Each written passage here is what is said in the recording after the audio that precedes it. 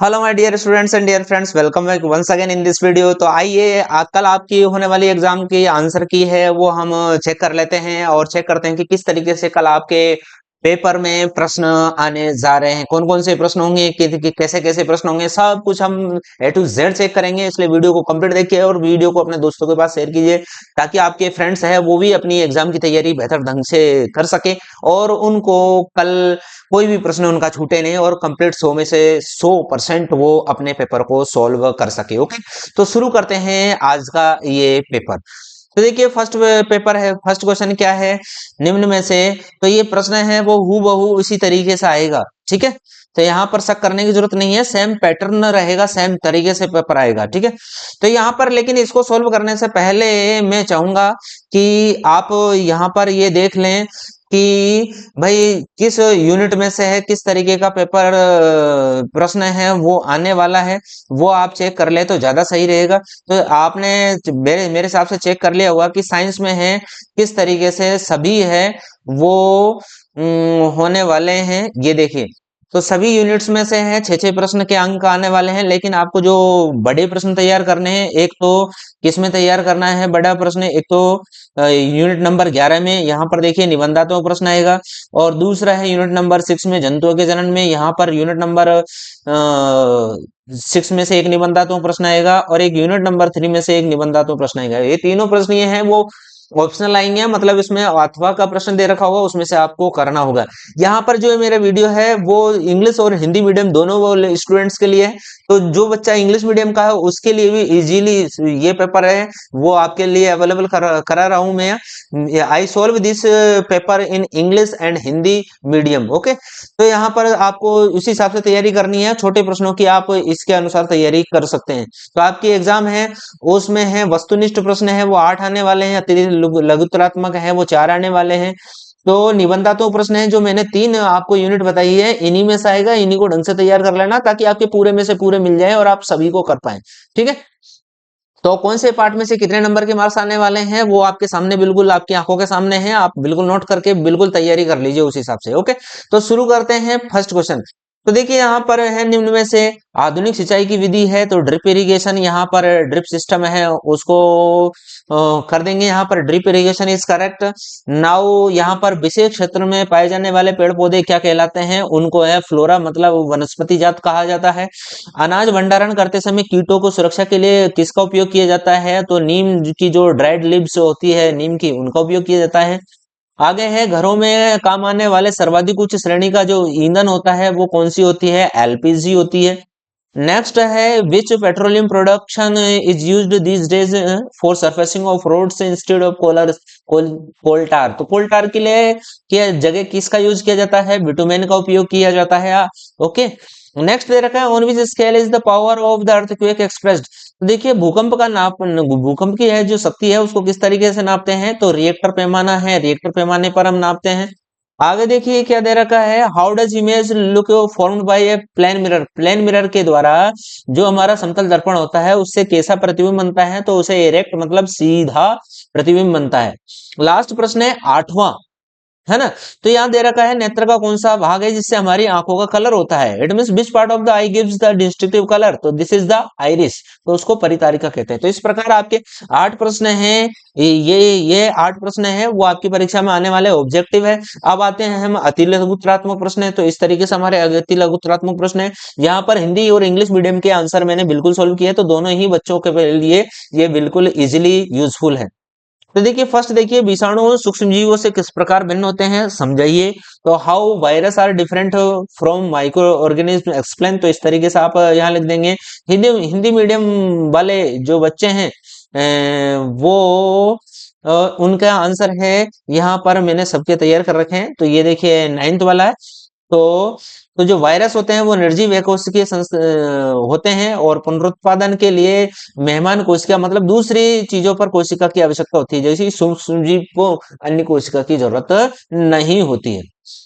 अगला प्रश्न देखिए, ईंधन के बढ़ते उपयोग से पर्यावरण पर क्या हानिकारक प्रभाव पड़ता है, तो आप यहाँ पर इंग्लिश मीडियम वाले स्टूडेंट्स इस तरीके से लिख सकते हैं। हिंदी वाले स्टूडेंट्स हैं वो इस तरह लिखेंगे कि ईंधन की खपत में वायु वृद्धि, वायु प्रदूषण, जलवायु परिवर्तन, आवास विनाश, संसाधनों की कमी जैसे हानिकारक वो पर्यावरणीय प्रभाव का कारण बनती है, जो ग्रीन हाउस गैसों के उत्पादन एवं जीवाश्म ईंधनों के जलने का माध्यम बनती है। तो वीडियो को पॉज करके आराम से आप समझ सकते हैं।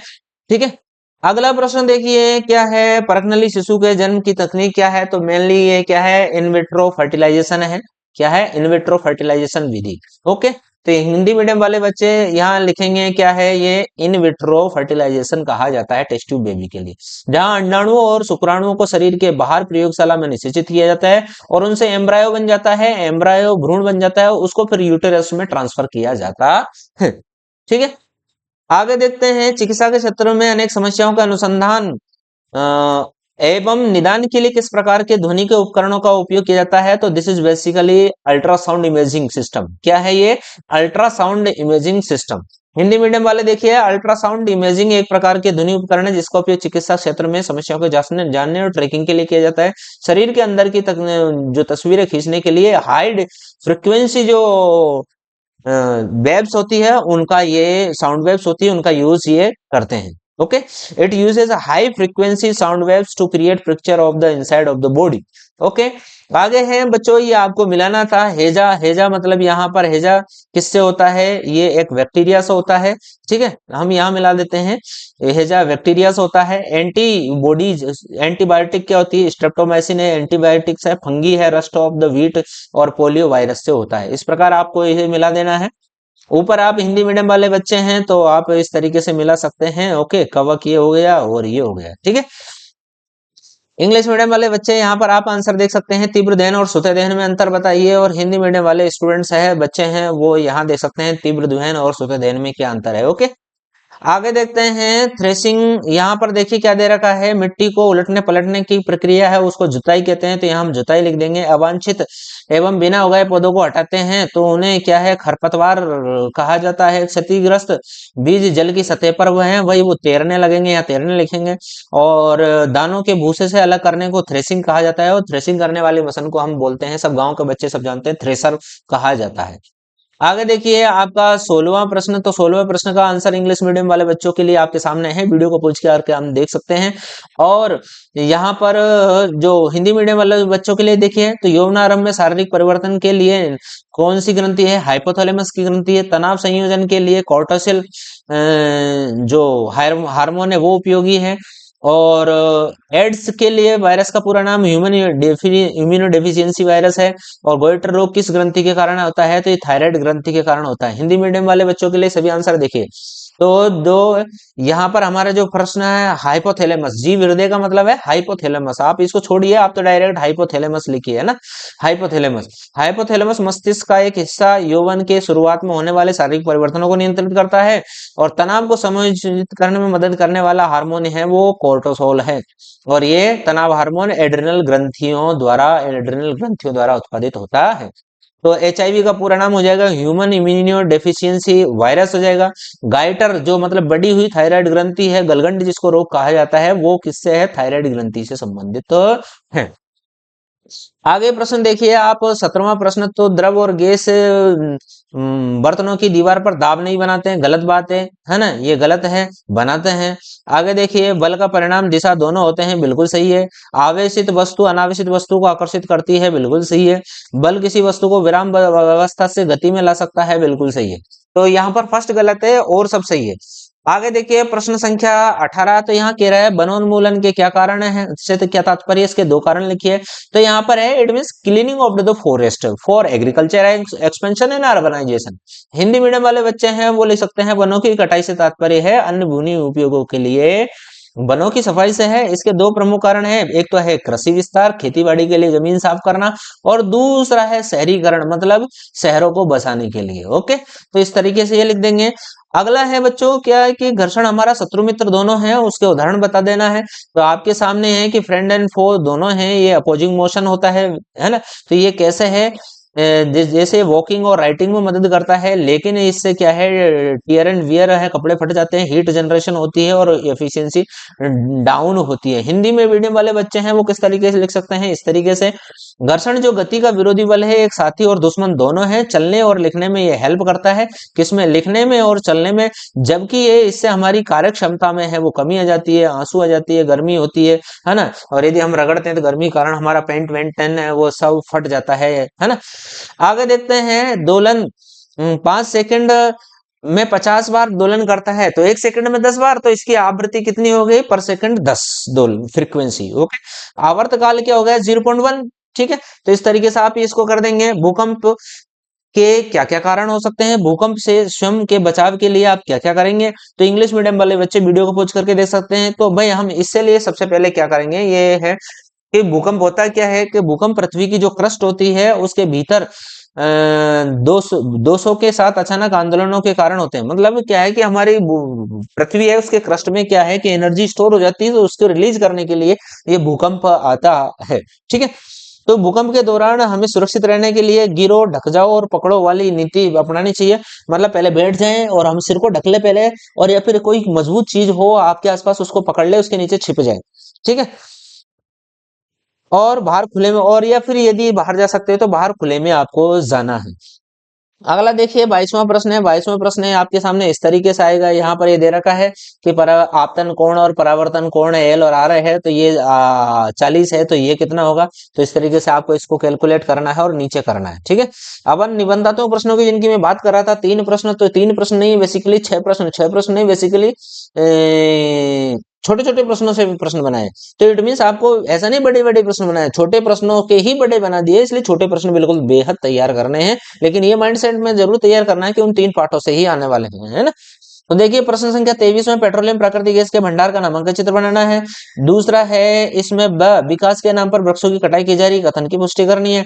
थर्ड है एडम्स एप्पल कंठमणि क्या होता है उसका चित्र बनाना है। तो यदि ये तीनों कर दिए तो आपका ये 8 नंबर का जो पेपर है वो कंप्लीट हो जाएगा। आगे है गाड़ी चलाते समय पेट्रोल डीजल बचाने के उपाय आपको बताना है, ये 4 नंबर का है। अगला है नेक्स्ट क्या, वन्य जीवों के आवास में हो रही मानवीय गतिविधियों के कारण धीरे धीरे कम हो रहे हैं, तो इसका आंसर आपको लिखना है और एड्रेनलिन ग्रंथि की स्थिति को दर्शाने वाला चित्र आपको यहाँ पर बनाना है। ठीक है, आगे देखते हैं 24वां प्रश्न है आपका।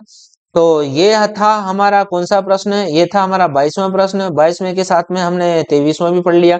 23वें के साथ में अब आते हैं हम 24वें। तो 24वें भी देखो छोटे छोटे प्रश्न बनाए गए हैं, बड़े प्रश्न कोई नहीं है ना। भ्रूण, भ्रूण का गर्भाशय में रोपण का नामांकित चित्र की सहायता से समझिए, चित्र भी बनाना और समझाना भी है। और बे और घर्षण को कम करने के 2 उदाहरण लिखने हैं, घर्षण किस तरीके से कम किया जा सकता है।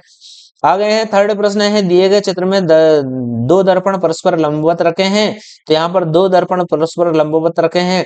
आपतित कोण 45 है, तो कोण पर आपतित होती है तो बी में परावर्तित कोण, और इस तरीके से कोण आपको बनाना है कि यहाँ ये इधर से यूं आया तो ये इधर कैसे जाएगा, फिर इधर कैसे जाएगा, तो वो चीजें हैं आपको इसमें समझानी है। आगे देखते हैं मेंढक के जीवन चक्र का नामांकित चित्र बनाना है। और नेत्रों की देखभाल, यहाँ पर ये अथवा में यदि ऊपर का कर लिया तो नीचे की करने की इस तरह की आपको जरूरत नहीं है, नीचे कर लिया तो ऊपर को करने की जरूरत नहीं है। आगे बढ़ते हैं 25वां प्रश्न। तो 25वें प्रश्न में भी देखो शुरू के 2 प्रश्न हैं और ये शुरू के 2 प्रश्न हैं, या तो ये ऊपर वाले कर लेना या नीचे वाले कर लेना। ठीक है, ठीक है ना। तो इस तरीके से आपका ये पेपर कंप्लीट होता है। अगले वीडियो में कल एग्जाम के बाद फिर मिलते हैं, तब तक के लिए जय हिंद, वंदे मातरम।